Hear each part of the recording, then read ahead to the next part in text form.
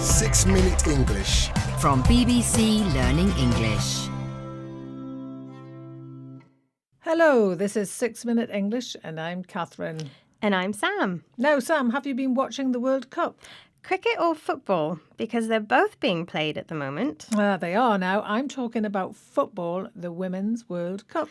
In that case, yes, I have. Good. I've really enjoyed it, and it's been great that finally we can watch the matches live on TV and that there's been so much interest in the media. We'll be finding out a little bit more about the history of women's football in England in today's programme. But first, Sam, a question for you. When was the first official Women's Football World Cup?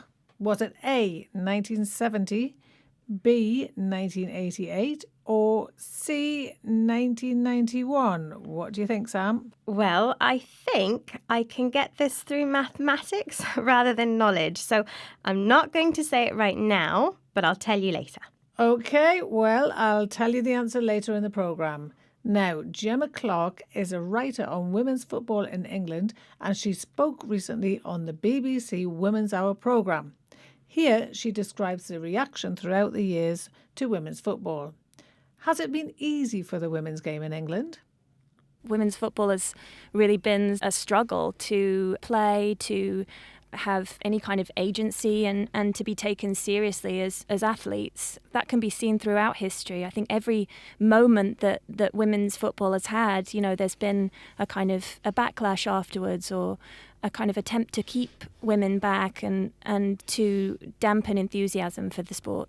So it's not been easy, has it? No, she said it's been a struggle, which means it's been difficult to make any progress. And she also mentioned that there was no agency in the women's game. To have agency means you have control over your own situation. You can make the decisions you want to make. So she's saying that the women's game didn't really have control over its own future.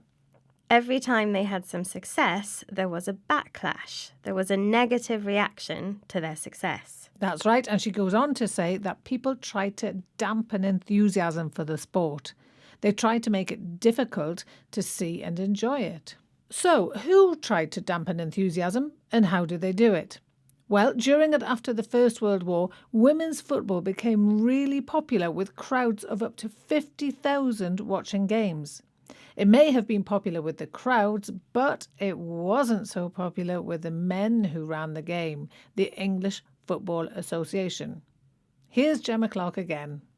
The Men's Football Association were panicked by seeing women doing so well, and they banned all women from playing football on association grounds, and that lasted for about 50 years. It was a very concerted effort to keep women's football at amateur status and ensure that there weren't crowds watching them play. So the men were really worried by the success of the women's game. They thought it might take money and supporters away from the men's game. So they banned women from playing on their pitches. This means that they no longer allowed them to use the pitches anymore. This effectively killed the professional women's game, as up to then they'd been using the same facilities as the men. This, she says, was a concerted effort to restrict women's football.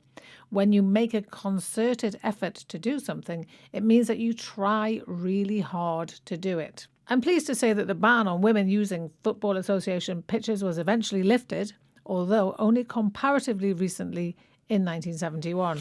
Right, before we review today's vocabulary, let's have the answer to today's question. So I asked you, Sam, when was the first official Women's World Cup? Was it A, 1970, B, 1988, or C, 1991? And you said, Sam, that you were going to work this out with maths. So come on then. I know, I did. So I know the World Cup is held every 4 years. It's 2019 now, so the answer must be an odd year, bear with me, which makes it 1991.